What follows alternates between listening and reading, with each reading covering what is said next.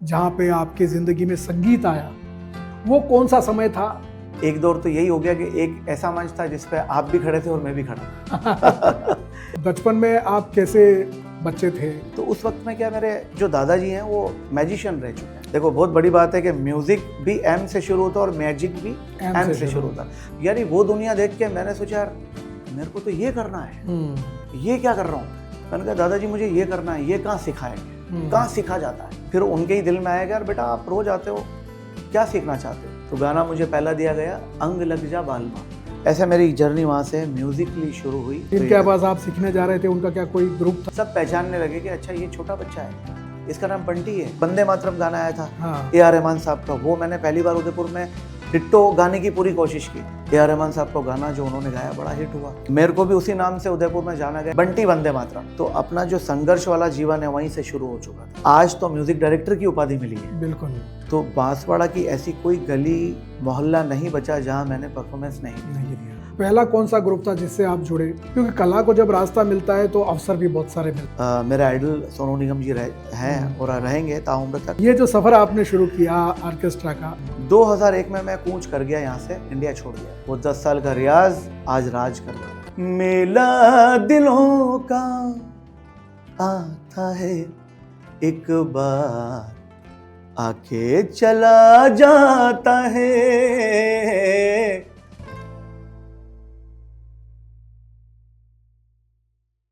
तो जैसा कि आपने पिछले एपिसोड में देखा, शख्सियत के हमारे साथ हैं शाहनवाज बंटी, जो अपनी आवाज़ के जादू से पूरी दुनिया पर छाए हुए हैं। दीवाना ग्रुप आज लोगों को दीवाना बना चुका है।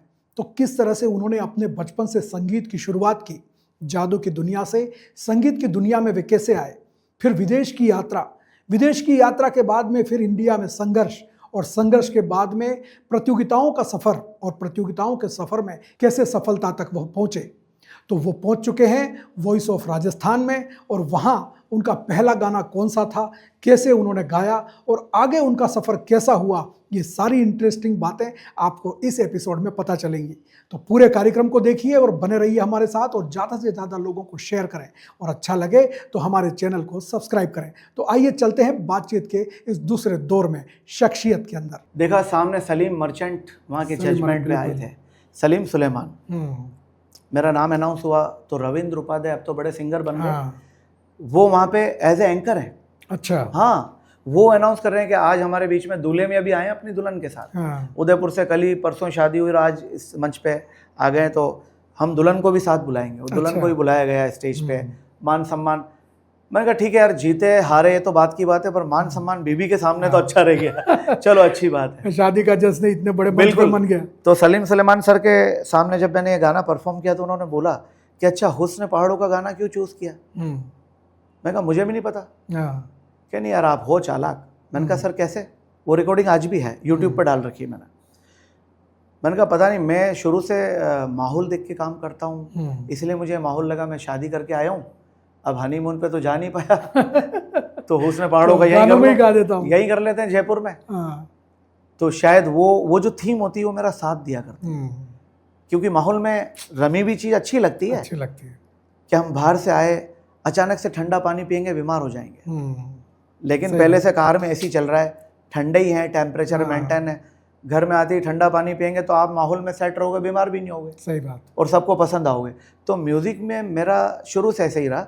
तो मैंने वो गाना परफॉर्म किया तो सबके कान खड़े हो गए कि यार सुरेश वाडेकर जी की सेम वॉइस। आप चाहें तो सुना भी सकता हूँ। बिल्कुल सुनाना ही पड़ेगा।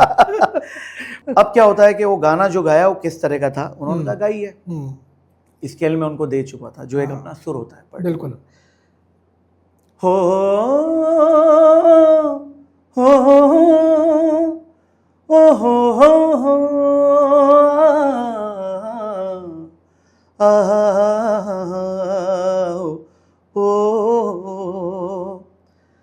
खिले खिले फूलों पे हरी भरी वादी, रात ही रात ने किसने सजा दी, लगता हो जैसे। अब वहाँ मेरी वाइफ भी मेरे साथ थी, तो यहाँ अपनी हो शादी, लगता हो जैसे यहाँ अपनी हो शादी। क्या गुल बूटे हैं पहाड़ों में ये कहते हैं, परदेसी झूठे हैं। हुस्न पहाड़ों का क्या कहना के 12 महीने यह मौसम जाड़ों का। Thank you. क्या बात। ये गाना परफॉर्म किया तो उन्होंने कहा कि अच्छा अब हम समझे कि आप दुल्हन को मनाने आए हो, शो से कोई लेना देना नहीं है। मैंने कहा सर इन्हीं की हिम्मत है जो मैं गा पा रहा हूँ, क्योंकि मैं पहली बार एक कंपटीशन में आया हूँ तो मैं बहुत डर रहा था, पर जब लगा कि नहीं यार अब मेरे को इनके लिए गाना है, तो बुरा मत मानना, आप मेरे लिए कुछ भी नहीं हो, कोई भी नहीं हो, यानी आप मेरे लिए जजमेंट पे हो ही नहीं। मैं तो इनको खुश करने में लगा हूँ कि नई नई शादी हुई है, दुल्हन मेरे साथ है, दुल्हन के लिए गाना गा रहा हूँ, अच्छा होना चाहिए। यानी बिंदास होके गाया, नंबर मेरे ही लग गया फर्स्ट। क्या बात है, बधाई। और उन्होंने कहा यार आप बहुत हद तक मतलब सुरेश वाडेकर जी को फॉलो कर रहे हो, लेकिन जो टशन है वो सोनू निगम जी का आ रहा है। तो मैंने कहा ये सब मेरे गुरु ही है। तो उन्होंने कहा सोनू निगम जी का भी कुछ गाते हो? मैं कहा बिल्कुल, आप बताएंगे तो दीवाना एल्बम का एक गाना हिट हुआ था, वो बांसवाड़ा भी आके कईयों ने मेरे से बहुत सुना, वही वाला मैंने वहां सुना। ये भी ये दिल दीवाना नहीं, वो तो हम 2011 में उस जर्नी पे भी आऊंगा। ये दीवाना एक फर्स्ट एल्बम का जमाना आने लगा, उसमें वो बिल्कुल हुडलिंग वगैरह भी तो एल्बम का नाम ही था दीवाना। अच्छा, सोनू निगम साहब ने गाया दीवाना, मैं हूँ दीवाना तेरा दीवाना, मौसम है मस्ताना, उस पे दिल दीवाना, दीवाना तेरा तुझे ही बुलाए, ये मर्जी तेरी तू आए ना आए। क्या बात है। ये गाया तो उन्होंने कहा अच्छा गाया। रफ़ी साहब को भी फॉलो करते होगे, क्योंकि सोनू निगम साहब बोले तो रफ़ी साहब, हाँ रफ़ी साहब, उन्होंने तो रफ़ी के गाने गाकर हम आपको एक गाना देते हैं, वो गा के दिखाओ। अब उन्होंने टास्क दिया, यानी आप 2 राउंड में पास हो गया।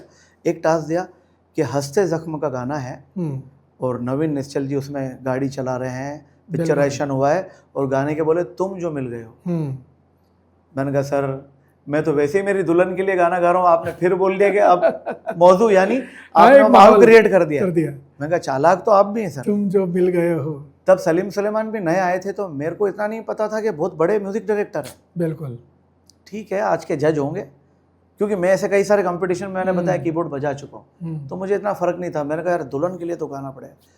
तुम जो मिल गए हो तो ये लगता है कि जहां मिल गया। मैंने वाइफ को देख के गाना गाया, 3 राउंड में क्लियर हो गया। 2010 का वॉइस ऑफ राजस्थान। क्या बात, बधाई आपको बहुत बहुत। 2010 में वॉइस ऑफ राजस्थान से सफर की, एक नए सफर की शुरुआत हुई भाई के जीवन में। बिल्कुल, एज ए कीबोर्डिस्ट से सिंगिंग का सफर। और वहां पे सलीम मर्चेंट जब आए तो उन्होंने बोला हमारा एक शो आता है इंडियन आइडल, सोनी टीवी पे, तो आप वहाँ आएंगे? मैंने कहा सर ऐसा हो तो इससे अच्छी तो क्या बात हो सकती है कि मैं तो एक इस मंच पे आया हूँ, आज इस मंच से मुझे अगला मंच मिल रहा है, तो बहुत मेरी तो तरक्की हो गई, वो वाली बात है। तो उन्होंने कहा ठीक है, आपको हमारी इधर से आमंत्रण है, आपको आना है। तो वहाँ से हम 3 बच्चे निकले थे, तीनों को उन्होंने बुलाया। अब वो बात हो रही कि इसमें नसीब चलता है, उन 2 का नहीं चला, वो टॉप 150 में आके रह गया और मैं टॉप 4 एक्स फैक्टर की जर्नी तक पहुंचा। तो उस साल एक्स फैक्टर शो आ गया, इंडियन आइडल फॉर्मेट नहीं आया, लेकिन फ्री मेंटल मीडिया का ही एक ये फॉर्मेट है। लेकिन आपके एक्स फैक्टर से पहले आपका ग्रुप बना दीवाना जी, तो वो दीवाना ग्रुप की क्या कहानी, कैसे दीवाना बना? ग्रुप की कहानी है कि मैं बिल्कुल मैं इंडिविजुअल वहां पे जब सलीम मर्चेंट ने बोला आप जाओ रऊ मऊ में स्कूल है एम्ब्रोल हाइट्स इंदौर, वहां पे ऑडिशन है, आप जाओ शाहनवाज वहां पे ऑडिशन दीजिए। उनकी अनुमति हो चुकी है कि आपको वहां पहुंचना है, आपका डायरेक्ट ऑडिशन होगा। और एक दिन पहले मैं बागी दौरा में परफॉर्म करता हूँ, तो यहाँ पे एक मित्र मिला मेरे को, उसका नाम मुजाहिद है, सद्दाम बोलते हैं उसको, बहुत अच्छा गाता है वो बच्चा भी। तो उस मित्र सद्दाम ने मुझे कहा कि भैया मेरे मामा के घर चलेंगे, आप इस बस में बैठे और रतलाम से अपन इंदौर जाएंगे, ट्रेन भी जनरल का टिकट लेंगे, पैसे बहुत कम खर्चे होंगे, बस चले जाएंगे, वो भी आपको लगता है तो ठीक, नहीं तो मैं दूंगा। मैंने कहा नहीं यार, तू आज ही तो मेरा मुरीद बना है और आज ही तुझसे खर्चा करूंगा। मैंने खर्चा करके वहाँ चले गए, उसके मामा के यहाँ रुके, खाना वाना खाया और सुबह ही 8 बजे जाके मैं लाइन में लग गया। वो ट्रेन शायद 7 बजे उतार देती वहाँ। अब 8 बजे जब वहाँ लाइन और भीड़ देखी तो एमरोल हाइट्स स्कूल के बाहर इतने ज़्यादा, और आदित्य नारायण साहब वहाँ माइक में कुछ बोल रहे हैं और भीड़ देख के डर गया मैं कहा मेरा नंबर तो पता नहीं कब आएगा, 2-3 दिन बाद आएगा। फिर लाइन में लग गया तो कुछ घंटे बाद फ़ोन आता है 12:30 के आसपास, हेलो शाहनवाज जी बात कर रहे हैं? मैंने कहा जी बता रहा हूँ। तो एक कोई मैम थी, सपना मैम नाम है उनका, कोऑर्डिनेटर, कि वो सलीम सर का फ़ोन आया था कि शाहनवाज आएंगे, वॉइस ऑफ राजस्थान में मिले थे तो उनका ऑडिशन करवाना है। तो मैंने कहा मैम मैं सुबह 8 बजे से लाइन में लगा हूँ और पता चला यहाँ तो लोग रात को 12 बजे से लाइन में लगे थे, फिर भी मैं लग गया हूँ। अरे आपको लाइन में क्यों लगना है? मैंने कहा लाइन में लगूंगा तो मेरा नंबर आएगा। तो पता चला कि यार वो लाइन तो नकली होती है। अच्छा, ये रियलिटी शो की रियलिटी है कि वो जितने बच्चे आते हैं वो सब बेकार ही हैं, बेकार लाइन में लगे हैं। ये बातें मैं खुल के इसलिए बोलता हूँ क्योंकि वो बुलाए ना बुलाए, पर जो सच्चाई है उससे तो अवगत कराना पड़ेगा। कल को हमारी नई पीढ़ी किसी ऑडिशन में जाए, वो तो इसी बहाने कि मैं लाइन में लगाऊं, मेरा नंबर आएगा, आगे हो जाएगा, नहीं जाएगा। साइलेंट ऑडिशन अलग होते हैं, अलग होती है। उस साइलेंट में मुझे बुलाया गया, वहां जब मैं पास हुआ तो मुझे इस लाइन में खड़ा किया गया। अच्छा। फिर वो कैमरा आता है कि इतनी लाइन क्रॉस करने के बाद, इतनी धूप में पसीने पसीने होने के बाद अब ये बच्चा यहाँ तक पहुंचा है, अब ये फॉर्म भर रहा है। हाँ, वो सारी चीजें बाद में शूट होती है। अगर वो हर बंदे का सर अगर फॉर्म बताएंगे तो किस किस का बताएंगे? बिल्कुल। इसलिए और उनके पास्ट कहानी प्री प्लान हो जाए। हाँ, वो प्री प्लान हो जाएगा यार, ये बच्चा यहाँ से सेलेक्ट हो जाने, कोई हजारों लाखों में। तो ऐसे एक्स फैक्टर में 1.25 करोड़ ऑडिशन हुए थे पूरे इंडिया के। अच्छा। टॉप 4 फाइनलिस्ट हुए। तो दीवाना ग्रुप की जर्नी वहाँ से शुरू होती है कि मैंने अंदर जाके गाना गाया। जजमेंट पे वो लोग बैठे जो वोकल टीचर होते हैं। मेन जज सोनू निगम सर और ये बाद में मिलते हैं। पहले वोकलिस्ट डिसाइड करते हैं कि यार इनको आगे जाना चाहिए या नहीं तो कचरा वही है, सब कोई भी आ जा रहा है। तो उन्होंने कहा क्या गाओगे? मैंने कहा सर मैं सोनू निगम सर का फ़ैन हूँ और उनका ही गाना गाऊंगा। कि क्या गाओगे? मैंने कहा सोनियो गाऊंगा यार। वो मैंने वहाँ परफॉर्म किया। कैसा गाया फटाफट से वो भी सुन लो। सोनियो ओ सोनियो तुम्हें देखता हूँ तो सोचता हूँ मैं बस यही, तुम जो मेरा साथ दो, सारे गम भुला के जिलो मुस्कुरा के ये जिंदगी तू दे दे मेरा साथ, थाम ले हाथ चाहे जो भी हो बात, तो बस दे दे मेरा साथ। वाह, ये सुनाया। तो आप अच्छा गाते हो। तो वहाँ ऑडिशन इस तरीके से हो रहे थे, 10 बच्चे एक साथ अंदर जाते हैं। वक्त उनके पास भी कम है। 10 में से डिसाइड किया जाएगा अच्छा कौन सा है उसको साइड कर दो, बाकी 9 को बाहर भेज दो। फिर वो जाएंगे सोनू निगम और उनके साथ। हाँ बिल्कुल, वो फिर मुंबई राउंड में सेलेक्ट होंगे। अच्छा। अभी तो इंदौर में उसे कहा जाएगा जो राजस्थान से चूक गया है वो इंदौर में आके पास होगा। तो मैं जिस लाइन में खड़ा था उसी लाइन में मेरे दोस्त रफीक भी खड़े थे जो रतलाम से। अच्छा। अच्छे सिंगर हुए, अब वो इस दुनिया में नहीं है, उनके किडनी विडनी डैमेज की वजह से अब चल बसे, लेकिन वो मेरे पार्टनर बने वहीं पे। तो हम दो को कहा गया आप लोग रुको, आपको वापस सुना जाएगा। अच्छा। हमने कहा यार अच्छा वापस सुना जाएगा, तभी तो वंस मोर कहा जाएगा, यानी हमने अच्छा गाया है। तो पता चला हम 2 अलग थे और वो 8 जो बाहर चले गए उनसे वहाँ फॉर्म भरवाया जा रहा है। अच्छा। और उनका शूट हो रहा है। अच्छा। रफीक ने मुझे बोला यार सेलेक्ट तो अपन हुए हैं, फॉर्म उनका भर रहा है। मैं कहा अरे सब दिखावा अलग होता हुआ पता नहीं कुछ। तो पता चले हम 2 बाहर हैं, वो 8 सेलेक्ट है। अच्छा। अरे यार, वो मुझे कोस रहा है, मैं उसे कोस रहा हूँ, यार तू तो अच्छा गाता है। मैं उसे कह रहा हूँ मैं तो कीबोर्डिस्ट हूँ। फिर भी मैं आ गया, तू तो सिंगर ही है, तू भी गंदा गाया। यार पता नहीं क्या चक्कर हुआ, अपन दोनों बाहर है। हताश हो गए, हम बाहर आके बैठ गए। पर हमें कहा गया था कि रुकना, जाना मत, बाहर बैठे रहो। अब वो जो 8 से फॉर्म भराए जा रहे हैं वो भी साला दिखा हुआ है। अच्छा, कि ये 8 सेलेक्ट हुए थे, ठीक है, लेकिन जो असली में सेलेक्ट हुए उनसे फॉर्म नहीं भरवाया है।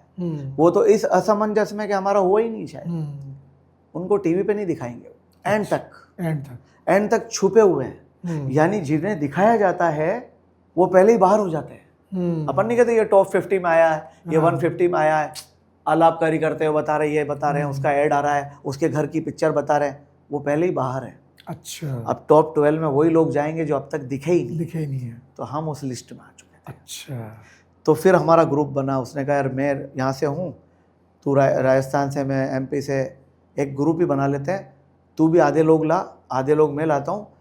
जब दोनों स्टेट्स वोट करेगी तो हम इन सब से जीत जाएंगे। चला गया।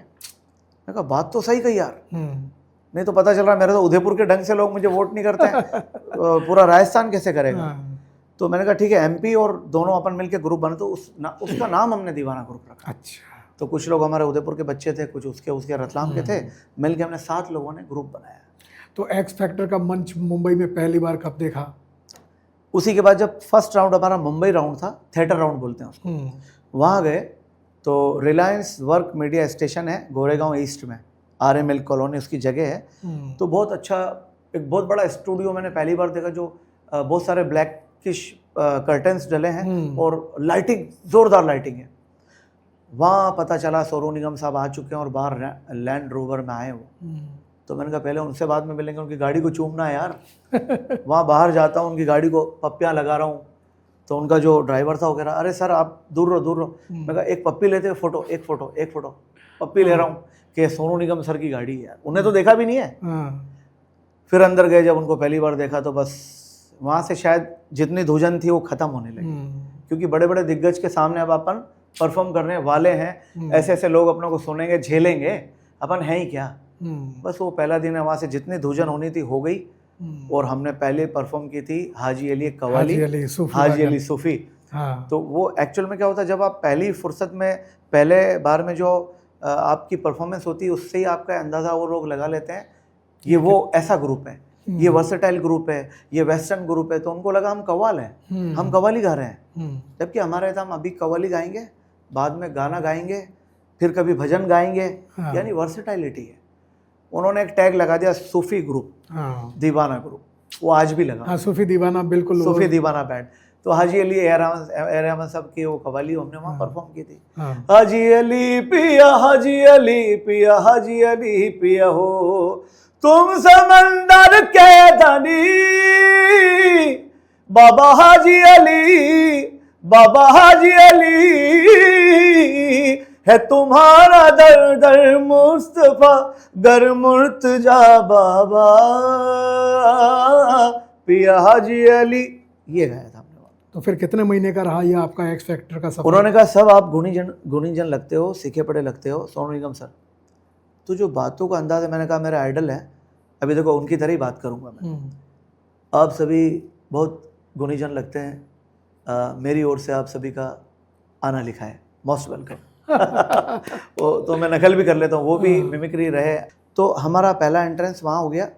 तो हमने कहा सर एक फ़ोटो आपके साथ खिंचा दें, हमें नहीं पता अगले बार आएंगे या नहीं आएंगे, आज ही बाहर हो जाएंगे। तो बड़ी मेहनतों से फोटोग्राफी हमारी होने लगी। तब भी हमारा कोई ऐड वगैरह नहीं आया। घर वाले बोलते हैं मुंबई ही हो या कहीं रतलाम इंदौर में ही कहीं होटल में रह रहे हो और झूठ बोल रहे हो। अरे हमने कहा हम तो टीवी पे आ रहे हैं यार, रिकॉर्डिंग हो चुकी है पर टीवी पे बता नहीं रहे, क्योंकि वो 150 वाला राउंड है। 1.25 करोड़ में 150 पे आए हैं अभी तो। अच्छा, इसलिए टीवी पे आएंगे ही नहीं। वो तो टॉप 12 से ही आता है। अब टॉप चॉइस हो रहा है, उसके 12 है। अच्छा, अब टॉप चॉइस की सिलेक्शन हुआ गोवा में, अलीला दीवा होटल है, रिसोर्ट है, वहाँ हमें ले जाया जाता है। वहाँ पे हमारा सिलेक्शन हो तो हमने जय हनुमान ज्ञान गुण सागर, सीधा मतलब हमें ये दे दिया गया। अच्छा, हाँ। तो वहाँ पे कुणाल गांजा वाला इनका दोस्त है, हमारे जो जज मेंटोर है संजय लीला बंसाली साहब, उन्होंने कहा आप मेरे ग्रुप में आ चुके हो बेटा, आप भले पसंद सोनू निगम को करते होगे, पर फिलहाल अब आपका जज ग्रुप में हूँ, वो तो दूसरे, तो मैं जो आपको दूंगा वही गाना है। तो मैंने कहा ठीक है यार भाई, ये गाएंगे भाई। फिर हमने वो परफॉर्मेंस ये सारी उस पे है आज भी। बिल्कुल। जय हनुमान ज्ञान गुण सागर, जय कपीश तिहु लोक उजागर, अंजनी पुत्र महावीर, ये सारा उस पे गाया है मैंने। वो वहाँ गया, हमारा सिलेक्शन वहां से टॉप चॉइस से 12 में आ गया। 12 में आ गया कि यार ये तो और वर्सेटाइल ग्रुप है। हाँ। पहले कव्वाली गाते हैं, अभी हनुमान चालीसा गा दिया इन्होंने। कोई बात नहीं, इनको आगे भेजो। आगे चले गए, टॉप 12 में आ जाते हैं। टॉप 12 में आ गए, फिर वो एक मैंने कहा जैसा कि टैग लग गया कि सूफी ग्रुप है, तो पहला गाना हमको दे दिया ख्वाजा मेरे ख्वाजा। अच्छा, सूफी और वो बिल्कुल उसी पोशाक, उसी ड्रेसेस में टोपी वोपी लगा के डांसर, मुझे याद है आज भी वो दृश्य। 2011 की बात है। यानी 2010 और 11 में ज्यादा फर्क नहीं था। कहाँ वॉइस ऑफ राजस्थान, कहाँ इतनी जल्दी किसी की लाइफ, बहुत कम लोगों की चेंज होती है। बहुत नसीब लेके शायद वो उनमें से कुछ लाखों में मैं भी वो व्यक्ति रहा जिसका नसीब एकदम से पलटा मारा कि 1 साल भी पूरा नहीं हो रहा और कहाँ से कहाँ, फर्श से अर्श तक अचानक से मेरे को पता ही नहीं चल रहा है और पता नहीं किसकी किस्मत आगे ले जा रही है। जब वहाँ चले गए तो वहाँ क्या होता है, एक आपसे पूरा डाटा लिखवाया जाता है कि आपके जीवन में क्या बीता, अब क्या होने जा रहा है, हाल ही में क्या हुआ है। तो मैंने बोला मेरी नई नई शादी हुई थी, एक शो में मैं आया था जहाँ सलीम सर मिले, ऐसा ऐसा पूरा डाटा बना।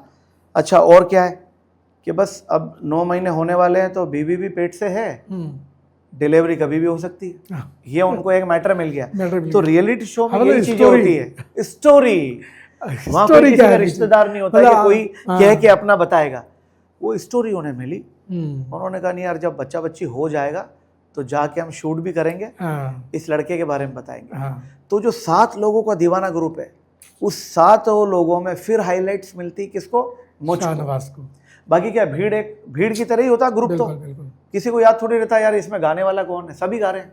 अबे इमोशन ड्रामा है, सारी चीजें जो है वो मिक्स करके, और ये चीज तो बिल्कुल आप YouTube सर्च करेंगे या गूगल सर्च करेंगे एक्स फैक्टर शाहनवाज, तो वो मेरी वहाँ की जर्नी भी आपको देखने को मिलेगी। तो उस शो पे अमिताभ बच्चन साहब को हमने पहली बार देखा साक्षात, कि यकीन नहीं हो रहा है कि कोई मोम का गुड्डा बैठा है हमारे सामने कि शायद नकली तो नहीं है, हाथ लगा दें एक बार, सपना सा कि वो हमारा गाना सुनेंगे। और उसी दिन मेरी बच्ची का जो शूट करके वो जितना भी लाए BGM, हाँ, तो वो सारा उन्होंने वहाँ अमिताभ बच्चन सर देख रहे और बच्ची को बता रहे हैं। और उन्हीं के उस टाइम पोती हुई थी अनन्या, तो वो बड़े खुश हुए, यार ये वक्त कैसा मिला है, इस बच्चे के बच्ची हुई है। तो वहाँ से मुझे कुछ गिफ्ट वगैरह दिए, तो वहाँ से मेरा इतना ज़्यादा कॉन्फिडेंस बढ़ गया। तब हम टॉप 6 में आ चुके थे। कहाँ से 1.25 करोड़ से शुरू हुए, टॉप 6 तक की जर्नी, अब टॉप 4 तक आए और उसके बाद बाहर हुए, वो ठीक है चलता है। तो ऐसे हमारी जर्नी एक्स फैक्टर की रही है। तो कितना समय तक चला? और पहला एपिसोड 6 महीना। और पहला एपिसोड जब ऑन एयर हुआ, बिल्कुल, और आपकी फैमिली ने देखा तब उन्हें यकीन हुआ। उससे पहले सिर्फ ऐड आ रहे थे, ऐड आ रहे थे कि चंडीगढ़ से ये आदमी है, इसका अच्छा है। एक अंकल आ रहे थे करतार सिंह, दिल्ली आगरा के, बहुत अच्छा गा रहे हैं, पर वो लोग बाद में नजर नहीं आ रहे। तब मैंने घर वालों को समझाया कि जो पहले आ गए, फॉर्मेट यही होता है कि वो बाद में नहीं दिखेंगे, और जो बाद में दिखने वाले हैं टॉप, वो पहले नहीं दिखाएंगे। नहीं तो जनता तो 6 महीने पहले से ही बोर होने लगी, अच्छा ये सिंगर है क्या, वो तो अचानक से निकल के आते हैं। उस 12 में आने के बाद घर वालों को महसूस हुआ, यकीन हो चुका था कि हाँ यार। और फिर एक्स फैक्टर जब आप खत्म करके टॉप 4 से आए जी, उसके बाद फिर आपके जीवन में कितना बदलाव आया, लोगों की सोच में, या आपको कितना प्यार मिलने लगा? लेकिन जब एक टैग लग जाता है तो कहते हैं ना, एक शख्सियत बन जाती है आपकी, तो उसके बाद लोग उस समय को भुनाते हैं। कोई भी हुआ, कई लोगों से प्यार मिलने लगा, सब बुलाने लगे। सिटी में कोई जैसे बड़ा फंक्शन हो रहा है तो वहाँ ऐसे कभी कभी मुझे जजमेंट के लिए बुलाया जाता, तो बड़ा मेरे को अच्छा लगता था कि कभी खुद में कंटेस्टेंट हुआ करता था, अब मैं जजमेंट के लिए जाता हूँ। कि कोई बड़ा शो हो रहा है तो वहाँ एज ए चीफ गेस्ट के लिए मुझे बुलाया जा रहा है, मेरे लिए स्पेशल कार्ड बन के आ रहा है, मेरा नाम उस पर लगाया गया, मुख्य अतिथि आज एक्स फैक्टर सिंगर शाहनवाज। तो मेरे को बड़ा अच्छा लगने लगा। और जब वो, जैसा कि मैंने बताया कि अमिताभ बच्चन साहब आए थे और मेरी बच्ची का बताया, यानी बच्ची और डबल किस्मत लेके आई है कि डायरेक्ट मेरा टीवी पे 10 से 11 मिनट का एपिसोड था, गाना भी गाया है, हमारा इंटरव्यू भी हुआ है। अमिताभ बच्चन साहब हमें ही सुने, उसके बाद किसी को सुना ही नहीं है। इतनी देर का एपिसोड हमारा हुआ, फोटो भी हमारे साथ हुआ। इतना बड़ा आदमी, वो उठ के जाते ही नहीं कहीं, पर उन्होंने कहा रुको मैं आपके साथ एक फोटो खिंचाता हूँ। वो आ गए, हमारा एक फोटो हुआ। बाकी एक्स फैक्टर के आप मंच पे गूगल सर्च करोगे तो किसी का फोटो ही नहीं है, किसी कंटेस्टेंट का नहीं है। फिर मैं बांसवाड़ा को बीच में लाता हूँ, इसलिए लाता हूँ हर बार एक ढाल बन के खड़ा रहा, आगे बढ़ाने के लिए खड़ा रहा।